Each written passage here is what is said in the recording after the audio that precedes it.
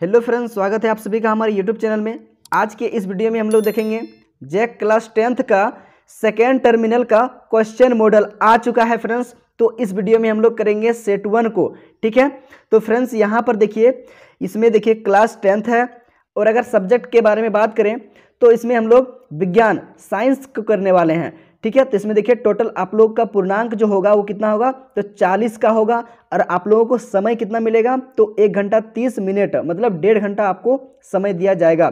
तो फ्रेंड्स सबसे पहले यहाँ पर देखिए कुछ सामान्य निर्देश दिया हुआ है। इस निर्देश को आप अवश्य पढ़ें क्योंकि इसी से आपको समझ में आएगा। देखिए यहाँ पर कहता है परीक्षार्थी यथासंभव अपने शब्दों में उत्तर दें। तो फ्रेंड्स परीक्षार्थी का मतलब है आप लोगों को जो है विद्यार्थी जो देगा एग्जाम, उसी को कहता है परीक्षार्थी। तो जो परीक्षार्थी होंगे वो अपने ही शब्दों में क्या करना है, उत्तर देना है, ठीक है। तो यहाँ पर देखिए आगे कहता है यहाँ कुल प्रश्नों की संख्या 19 है। आपको याद होगा कि टर्म 1 में जो एग्जाम होने वाला था उसमें टोटल क्वेश्चन कितना था, तो उसमें टोटल क्वेश्चन 40 था, ठीक है। और उसमें पूर्णांक भी कितना था, तो पूर्णांक भी था 40, मतलब टोटल क्वेश्चन भी था 40 और टोटल पूर्णांक भी था 40 है, ठीक है। लेकिन यहाँ पर देखिए टर्म 2 में जो आपका एग्जाम होने वाला है अब, तो इसमें देखिए क्वेश्चन जो है, इसमें क्वेश्चन कितना है, तो क्वेश्चन 19 है। टोटल क्वेश्चन कितना है, तो टोटल प्रश्न है आपका 19 और इसमें से जो होगा आपका पूर्णांक, तो पूर्णांक इसमें 40 ही रहेगा, ठीक है। तो यहाँ पर देखिए अंतर क्या है, तो टर्म 1 में जो है था वो क्या था, तो ऑब्जेक्टिव एग्जाम था। अब यहाँ पर देखिए टर्म 2 में जो एग्जाम होगा ये कैसा एग्जाम है, तो ये सब्जेक्टिव एग्जाम होगा जो कि 2 मार्क्स का, 3 मार्क्स का और 5 मार्क्स का होगा, ठीक है। तो आप इसे ध्यान दीजिएगा। तो यहाँ पर देखिए फ्रेंड्स टोटल आप लोगों का प्रश्न है 19 प्रश्न में ही आप लोगों का टोटल अंक जो होगा, टोटल नंबर कितना का होगा, तो 40 का होगा, ठीक है। फर्स्ट टर्मिनल में 40 और सेकंड टर्मिनल में 40, टोटल आप लोगों का एग्जाम होगा 80 का, ठीक है। और प्लस में जो 20 है मतलब 20 अंक, वो क्या होगा, तो वो हो जाएगा स्कूल से आप लोग को प्रैक्टिकल दिया जाएगा, ठीक है। तो ये 100 मार्क्स हो जाता है। तो यहाँ पर देखिए फ्रेंड्स आगे फिर क्या कहता है, देखिए इसको ध्यान से पढ़िएगा। प्रश्न 1 से प्रश्न 7 तक अति लघु उत्तरीय प्रश्न है, मतलब सबसे छोटा प्रश्न है, ठीक है। इसमें देखिए कहता है इनमें से किन्हीं 5 प्रश्नों के उत्तर अधिकतम एक वाक्य में दीजिए, प्रत्येक प्रश्न का मान 2 अंक निर्धारित है। तो फ्रेंड्स यहाँ पर देखिए प्रश्न 1 से लेकर 7 तक जो आपका होगा प्रश्न, इसमें से है 2 अंक करके, कितना, 2 अंक करके है। और आप लोगों को देना कितना है उत्तर, 5, सिर्फ 5। यहाँ पर 1 से 7 तक प्रश्न है लेकिन आप लोगों को 5 ही उत्तर देना है, आप इसे ध्यान दीजिएगा, ठीक है। फिर आगे देखिए यहाँ पर कहता है, आगे है प्रश्न 8 से प्रश्न 14 तक लघु उत्तरीय प्रश्न है, इनमें से किन्हीं 5 प्रश्नों के उत्तर अधिकतम 50 शब्दों में दीजिए, प्रत्येक प्रश्न का मान 3 अंक निर्धारित है। तो यहाँ पर ध्यान दीजिए इसमें भी कि 8 प्रश्न से लेकर 14 तक ये जो प्रश्न है ये कितना है, तो 3 अंक करके होगा। ये कितना मार्क्स का होगा, ये 3 मार्क्स करके। इसमें भी आपको कितना प्रश्न का उत्तर देना है, सिर्फ 5 का, ठीक है। तो आप इसे भी देख लीजिए, याद रखिएगा इसको भी। फिर आगे देखिए फ्रेंड्स यहाँ पर भी दिया है प्रश्न संख्या 15 से प्रश्न 19 तक द्वितीय उत्तरीय प्रश्न है, इनमें से किन्हीं 3 प्रश्नों के उत्तर अधिकतम 100 शब्दों में दीजिए, प्रत्येक प्रश्न का मान 5 अंक निर्धारित है। तो फ्रेंड्स यहाँ पर भी ध्यान दीजिए कि प्रश्न संख्या 15 से लेकर प्रश्न संख्या 19 तक ये जो अंक होगा ये कितने अंक करके होगा, मतलब कितना नंबर का होगा, ये 5 नंबर करके होगा। और ये जो प्रश्न होगा इसमें से आपको 3 ही प्रश्न का उत्तर देना है। तो फ्रेंड्स प्रश्न को देखने से पहले आपसे एक ही रिक्वेस्ट है, यदि आप हमारे चैनल पर पहली बार आए हैं तो चैनल को सब्सक्राइब जरूर कर लीजिए, ठीक है। और बेल आइकन का नोटिफिकेशन भी ऑन कर लीजिए ताकि जब भी मैं इस तरीके का नया वीडियो अपलोड करूं तो उस वीडियो का नोटिफिकेशन आप तक सबसे पहले पहुंच सके, ठीक है। और अपने दोस्तों के साथ इस वीडियो को शेयर भी कर दीजिएगा फ्रेंड्स, क्योंकि उसे भी पता चलना चाहिए कि सेकेंड टर्मिनल का मॉडल सेट आ चुका है। तो फ्रेंड्स यहाँ पर देखिए पहला प्रश्न कहता है विद्युत आवेश का एसआई मात्रक लिखिए, 1 इलेक्ट्रॉन पर कितना विद्युत आवेश होता है। तो फ्रेंड्स यहाँ पर देखिए इसका आंसर देखिए, यहाँ से उत्तर लिखिए। विद्युत आवेश का एसआई मात्रक कूलम होता है। क्या होता है फ्रेंड्स, कूलम, याद रखिएगा। विद्युत आवेश का क्या होता है, एसआई मात्रक कूलम होता है, ठीक है। अब देखिए आगे एक इलेक्ट्रॉन पर 1.6 इंटू 10⁻⁻19 कूलम आवेश होता है। फ्रेंड्स यहाँ पर ध्यान दीजिएगा, इस वैल्यू को ना आप ऐसे लिख सकते हो 1.6 इंटू 10⁻⁻19 कूलम, ठीक है। इस तरह से आप इसको लिख सकते हो। तो चलिए अब अगला प्रश्न देखते हैं, आप इसे नोट करते चलिए अपना नोटबुक पर।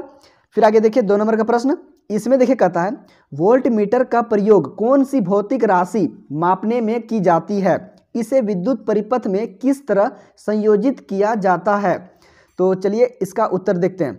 तो फ्रेंड्स यहाँ पर देखिए इसका उत्तर यहाँ से लिखिए, वोल्ट मीटर का प्रयोग विभवांतर मापने के लिए किया जाता है, इसे विद्युत परिपथ में पार्श्व क्रम में जोड़ा जाता है।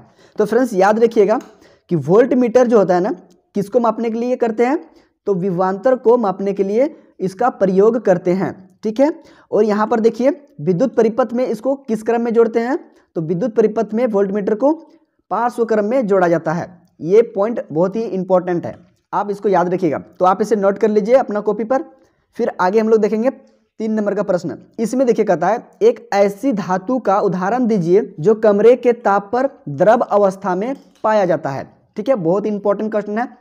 तो फ्रेंड्स इसका उत्तर यहाँ से लिखिए, पारा कमरे के ताप पर द्रव अवस्था में पाया जाता है। तो फ्रेंड्स आप इसे याद रखिएगा कि पारा एक ऐसी धातु है जो कमरे के तापक्रम पर क्या होता है, द्रव अवस्था में पाया जाता है, ठीक है। आप इसे नोट कर लीजिए। आगे हम लोग देखते हैं 4 नंबर का प्रश्न, इसमें देखिए कहता है एल्काइन का सामान्य सूत्र लिखें। तो इसका उत्तर लिखिए यहाँ से CnH2n-2, ठीक है। आप इसे नोट कर लीजिए। आगे हम लोग देखेंगे अब 5 नंबर का प्रश्न, इसमें देखिए कहता है मेंडल ने अपने प्रयोग के लिए किस पौधे को चुना। तो इसका उत्तर लिखिए यहाँ से, मेंडल ने अपने प्रयोग के लिए मटर के पौधे को चुना, ठीक है। जो मेंडल जो थे उन्होंने अपने प्रयोग में किस पौधे को चुना था, तो मेंडल ने अपने प्रयोग में मटर के पौधे को चुना था, ठीक है। आप इसे याद रखिएगा, नोट कर लीजिए अपना नोटबुक पर। अब आगे हम लोग देखेंगे 6 नंबर का प्रश्न, इसमें देखिए कहता है एक जैव निम्नीकरणीय पदार्थ का उदाहरण दें। तो फ्रेंड्स इसका उत्तर यहाँ से लिखिए, कागज, लकड़ी, सूती कपड़ा आदि। यहाँ पर कमा लग गया है, कमा नहीं होगा, सूती कपड़ा होगा, ठीक है, एक साथ, सूती कपड़ा आदि। चलिए अब आगे देखते हैं 7 नंबर का प्रश्न, इसमें देखिए कहता है उत्पादक अपनी ऊर्जा के किस पर निर्भर होते हैं। तो फ्रेंड्स इसका उत्तर लिखिए, उत्पादक अपनी ऊर्जा के लिए जल, सूर्य का प्रकाश, क्लोरोफिल तथा कार्बन डाइऑक्साइड पर निर्भर रहता है, ठीक है। आप इसे याद रखिएगा कि जो उत्पादक जो होता है ना, वो ऊर्जा के किस पर निर्भर होते हैं, तो याद रखिएगा कि क्लोरोफिल, कार्बन डाइऑक्साइड, ठीक है, और क्या, तो जल और सूर्य का प्रकाश, ये सारे चीज़ों पर निर्भर रहते हैं। आप इसे याद रखिएगा, नोट कर लीजिए। आगे अब हम लोग देखेंगे 8 नंबर का प्रश्न, इसमें देखिए कहता है 1 एम्पियर की परिभाषा लिखिए, ठीक है। आगे फिर देखिए कहता है किसी परिपथ में धारा की गणना करें यदि 500 आवेश 10 मिनट में इससे होकर गुजरता है। तो फ्रेंड्स यहाँ से आप इसका उत्तर लिखिए। देखिए जब किसी चालक में 1 सेकेंड में 1 कूलम आवेश प्रवाहित होता है ना, तो उसे 1 एम्पियर विद्युत धारा कहते हैं, ठीक है। आप इसे नोट कर लीजिए। फिर आगे देखिए, अब आगे देखिए 9 नंबर का प्रश्न, इसमें क्या कहता है, देखिए निम्नलिखित को स्पष्ट कीजिए। तो फ्रेंड्स यहाँ पर देखिए इसका पहला नंबर में यहाँ पर कहता है किसी तार का प्रतिरोध उसके अनुप्रस्थ काट का क्षेत्रफल में परिवर्तन के साथ किस प्रकार परिवर्तित होता है। तो फ्रेंड्स इसका उत्तर लिखिए, किसी तार का प्रतिरोध उसके अनुप्रस्थ काट का क्षेत्रफल में वृद्धि होने पर प्रतिरोध बढ़ जाता है, जबकि उसके अनुप्रस्थ काट के क्षेत्रफल में कमी होने पर प्रतिरोध घट जाता है, ठीक है। आप इसे नोट कर लीजिए। अब आगे देखिए बी नंबर में क्या कहता है, कहता है इसमें किसी चालक का प्रतिरोध किन कारकों पर निर्भर करता है। तो फ्रेंड्स इसका उत्तर यहाँ से लिखिए, किसी चालक का प्रतिरोध निम्नलिखित कारकों पर निर्भर करता है। तो देखिए वो कौन सा कारक है, तो यहाँ पर देखिए पहला नंबर पर चालक की लंबाई पर, आगे देखिए 2 नंबर में चालक के अनुप्रस्थ काट के क्षेत्रफल पर, फिर आगे देखिए 3 नंबर में चालक के पदार्थ के प्रकृति पर। इन कारकों पर प्रतिरोध निर्भर करता है, ठीक है। आप इसे नोट कर लीजिए। अब आगे हम लोग बढ़ेंगे 10 नंबर का प्रश्न की ओर। इसमें कहता है विद्युत टोस्टरों तथा विद्युत स्त्रियों के तापन अवयव शुद्ध धातु के न बनाकर किसी मिश्र धातु के क्यों बनाए जाते हैं?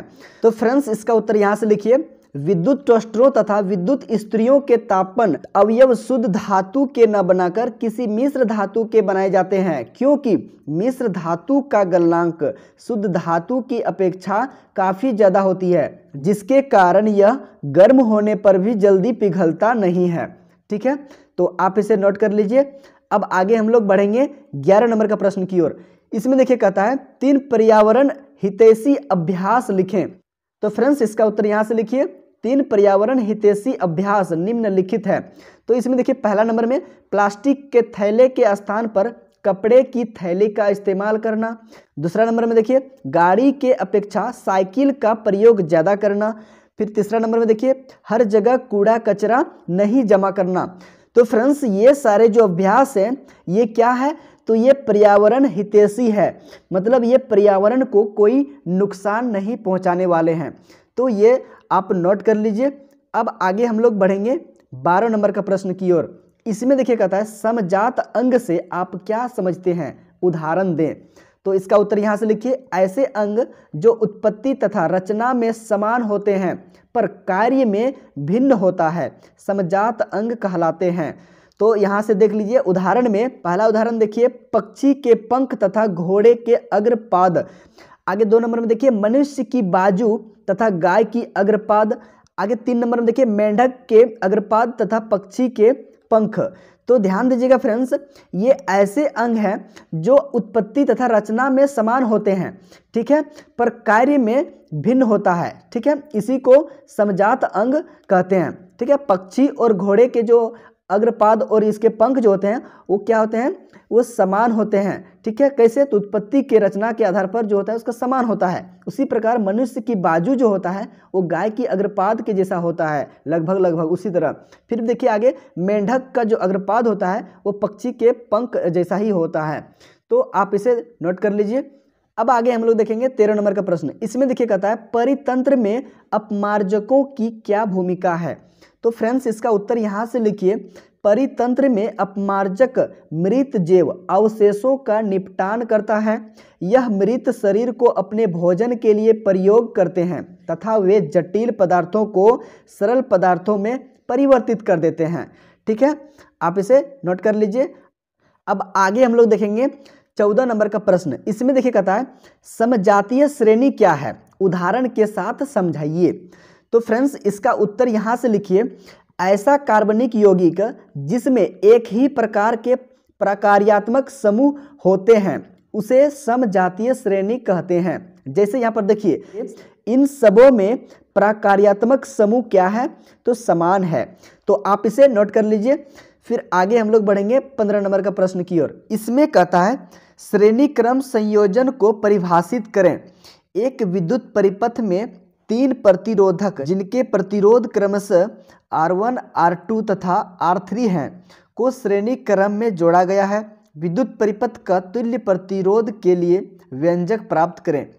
तो फ्रेंड्स इसका उत्तर यहाँ से लिखिए, प्रतिरोधों का ऐसा संयोजन इसमें प्रत्येक प्रतिरोधों में समान धारा बहती हो तो उसे श्रेणी क्रम संयोजन कहते हैं। ठीक है फ्रेंड्स, यहाँ पर देखिए एक विद्युत परिपथ है, इसमें देखिए 3 प्रतिरोध है। ठीक है, और किस क्रम में जुड़ा हुआ है, तो श्रेणी क्रम में जुड़ा हुआ है, जिससे क्या हो रहा है, आई धारा बह रही है। ठीक है, प्रवाहित हो रही है। और यहाँ पर 3 विभवांतर V1, V2 और V3 है। ठीक है, तो फ्रेंड्स यहाँ पर आप इसको यहाँ पर नीचे लिख लीजिए, 3 प्रतिरोध R1, R2 तथा R3 श्रेणी क्रम में जुड़े हैं, जिससे आई विद्युत धारा प्रवाहित हो रही है। प्रतिरोधों के सिरों पर विभवांतर V1, V2 तथा V3 है। ठीक है, आप इसे नोट कर लीजिए। अब आगे हम लोग इसका व्यंजक प्राप्त करेंगे। ठीक है, तो फ्रेंड्स यहाँ पर आइए, यहाँ पर लिखिए ओम के नियम से। तो फ्रेंड्स ओम का नियम क्या होता है, तो V बराबर IR होता है। आप इसे इक्वेशन 1 मान लीजिए।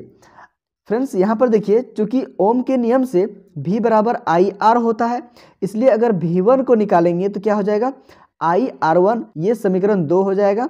फिर उसी तरह V2 अगर निकालेंगे तो IR2, ये समीकरण 3 हो जाएगा।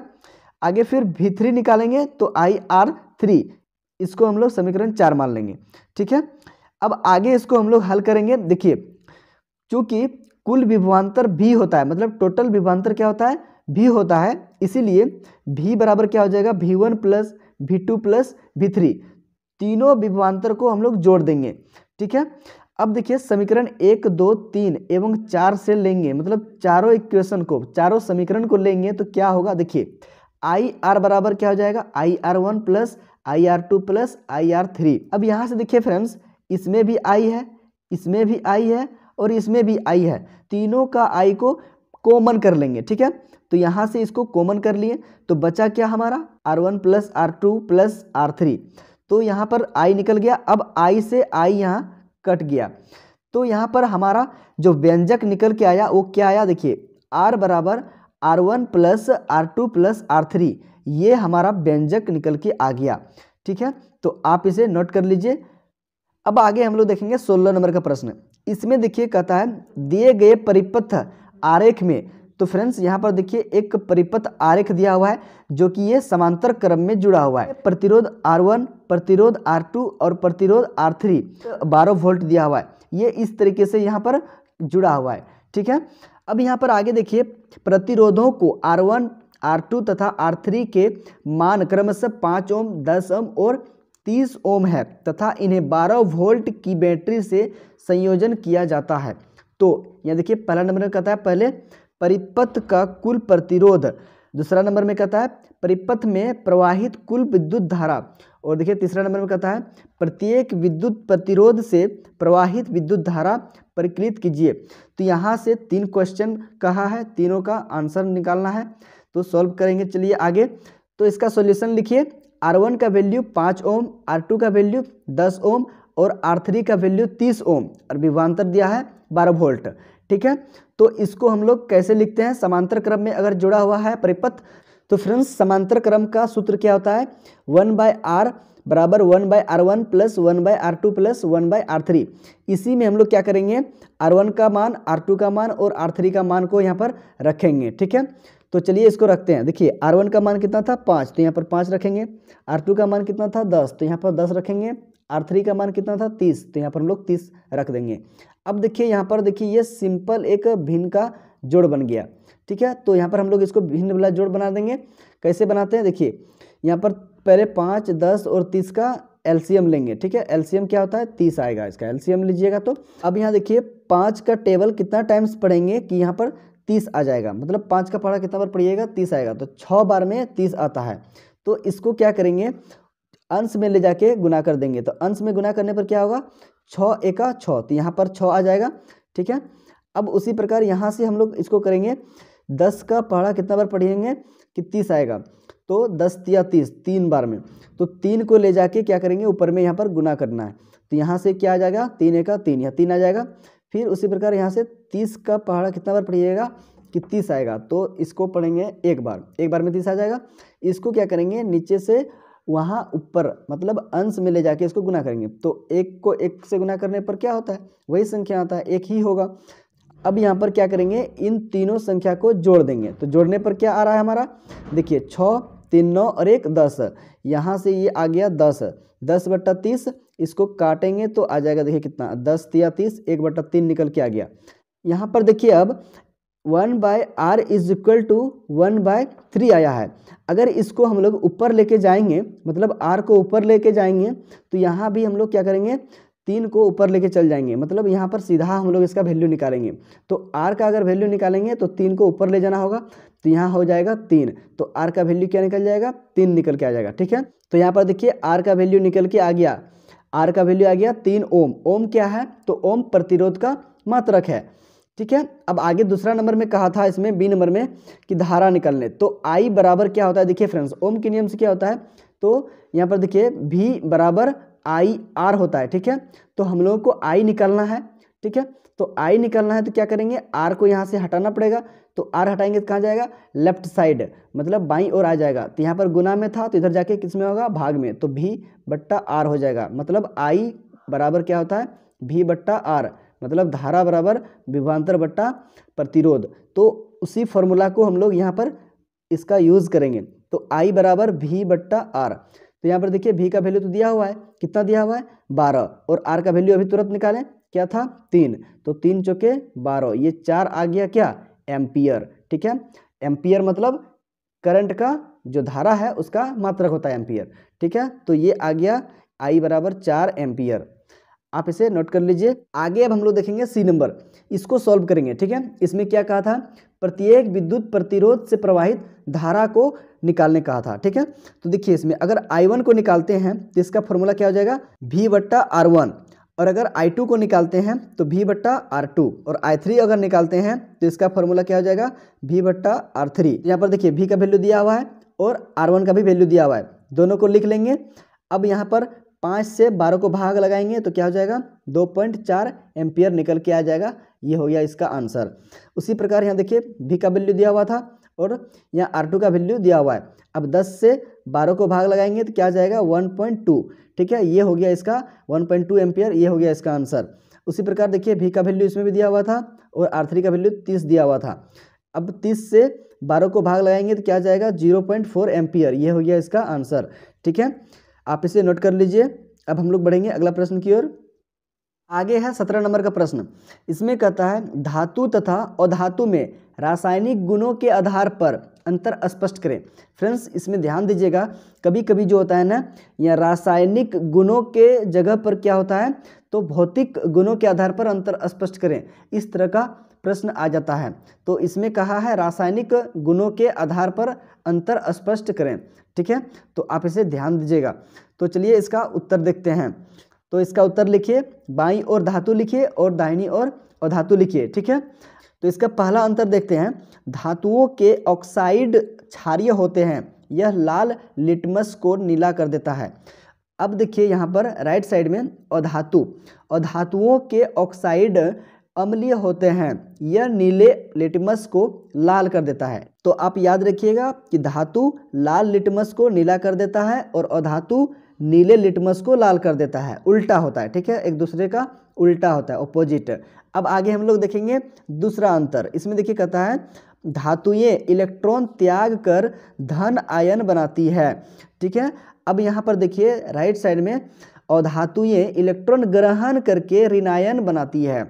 देखिए यहाँ पर धातु क्या था, तो धातु इलेक्ट्रॉन को क्या कर रहा था त्याग कर रहा था, और कैसा आयन बना रहा था धन आयन बना रहा था, मतलब पॉजिटिव बना रहा था। ठीक है, अब यहाँ पर देखिए अधातु क्या कर रहा है तो इलेक्ट्रॉन को ग्रहण कर रहा है, ये त्याग कर रहा था, ये ग्रहण कर रहा है। ठीक है, मतलब ये छोड़ रहा था और ये ले रहा है, और कैसा आयन बना रहा है तो ऋण आयन, मतलब नेगेटिव बना रहा है। कैसा तो कैसा नेगेटिव। ठीक है, आप इसे याद रखिएगा। फिर आगे देखिए तीसरा अंतर। इसमें देखिए अधातुएं अम्लों के साथ अभिक्रिया करके हाइड्रोजन गैस देती है। ठीक है, मतलब वो छोड़ती है, मुक्त करती है। उसी प्रकार देखिए यहाँ पर इसका तीसरा पॉइंट होगा अधातु का, अधातुएं तनु अम्ल के साथ अभिक्रिया नहीं करती है। ठीक है, तो आप इसे नोट कर लीजिए। फिर आगे हम लोग देखेंगे चौथा अंतर। इसमें देखिए अपचायक की तरह कार्य करती है, और इसमें देखिए यह जलीय विलयन में ऋणायन बनाती है। ठीक है, तो ये थे धातु और अधातु के कुछ अंतर जो कि मैंने यहाँ पर लिखा है, तो आप इसे नोट कर लीजिए। अब हम लोग बढ़ेंगे अगला प्रश्न की ओर। अब आगे हम लोग देखेंगे 18 नंबर का प्रश्न। इसमें देखिए कहता है पोषी स्तर क्या है, एक आहार श्रृंखला का उदाहरण दीजिए तथा इनमें विभिन्न पोषी स्तर बताइए। तो चलिए इसका उत्तर देखते हैं। तो यहाँ पर देखिए फ्रेंड्स इसका उत्तर यहाँ से लिखिए, आहार श्रृंखला में उत्पादक और उपभोक्ता का स्थान ग्रहण करने वाले जीव मंडल को एक निश्चित संरचना प्रदान करते हैं जिसे पोषी स्तर कहते हैं। यहाँ पर मैंने एक आहार श्रृंखला बनाया है। ठीक है, तो देखिए ऊपर दिए गए खाद्य श्रृंखला में 5 कड़ियाँ हैं, जिसमें पादप प्रथम पोषी स्तर है, जिसे स्वयं पोषी भी कहते हैं। तो फ्रेंड्स यहाँ पर देखिए मैंने 5 कड़ियाँ हैं। देखिए 5 कड़ियाँ मतलब 1 2 3 4 और ये 5वां कड़ियाँ। ठीक है, जिसमें से पादप प्रथम पोषी स्तर है, कीट द्वितीय पोषी स्तर है, और मेंढक तृतीय पोषी स्तर है, और सर्प चतुर्थ पोषी स्तर है, और चील 5वां पोषी स्तर है। तो फ्रेंड्स उसी को यहाँ पर लिख देना है कि द्वितीय पोषी स्तर में कीट है जो पादप को खा जाता है, तृतीय पोषी स्तर में मेंढक है जो कीट को खा जाता है, और चतुर्थ पोषी स्तर में सर्प है जो मेढक को खाता है, और पांचवा पोषी स्तर में चील है जो सर्प को खा जाता है। तो आप इसे नोट कर लीजिए। फिर हम लोग बढ़ेंगे अगला प्रश्न की ओर। अब आगे हम लोग देखेंगे 19 नंबर का प्रश्न। इसमें देखिए क में कहता है प्रभावी लक्षण से आप क्या समझते हैं। तो इसका उत्तर लिख लीजिए, माता पिता के वे वंशानुगत लक्षण जो संतानों में दिखाई देते हैं उन्हें प्रभावी लक्षण कहते हैं। ठीक है, आप इसे नोट कर लीजिए। फिर आगे देखिए ख नंबर का प्रश्न। इसमें देखिए कहता है मेंडल के प्रयोग द्वारा कैसे पता चला कि लक्षण प्रभावी अथवा अप्रभावी होते हैं, समझाइए। तो फ्रेंड्स इसका उत्तर यहाँ से लिखिए आप। देखिए, जब मेंडल ने मटर के लंबे पौधे और बौने पौधे का संकरण कराया तो उसे प्रथम संतति पीढ़ी F1 में सभी पौधे लंबे प्राप्त हुए थे। इसका अर्थ था कि दो लक्षणों में से केवल एक पैतृक लक्षण ही दिखाई दिया, उन दोनों का मिश्रित प्रमाण नहीं दिखाई दिया। उसने पैतृक पौधे और F1 पीढ़ी के पौधे को स्वपरागण से उगाया। इस दूसरी पीढ़ी F2 में सभी पौधे लंबे नहीं थे, इसमें 1/4 पौधे बोने थे। इस प्रकार मेंडल ने लंबे पौधे के लक्षण को प्रभावी और बोने पौधे के लक्षण को अप्रभावी कहा। तो फ्रेंड्स ये 19 नंबर का प्रश्न था और ये इस सेट का लास्ट प्रश्न था। उम्मीद करते हैं कि ये वीडियो आपको अच्छी तरीके से समझ में आ गया होगा। तो वीडियो को लाइक कीजिएगा, ठीक है, और चैनल पर पहली बार आए हैं तो चैनल को सब्सक्राइब करके बेल आइकन का नोटिफिकेशन भी ऑन कर लीजिएगा, ताकि जब भी मैं इस तरीके का नया वीडियो अपलोड करूं तो उस वीडियो का नोटिफिकेशन आप तक जल्द से जल्द पहुंच सके। और इस वीडियो को अपने दोस्तों के साथ शेयर भी कर दीजिएगा ताकि उसे भी इस वीडियो से कुछ न कुछ सीखने को मिले। Thank you for watching my video. मिलते हैं नेक्स्ट वीडियो में।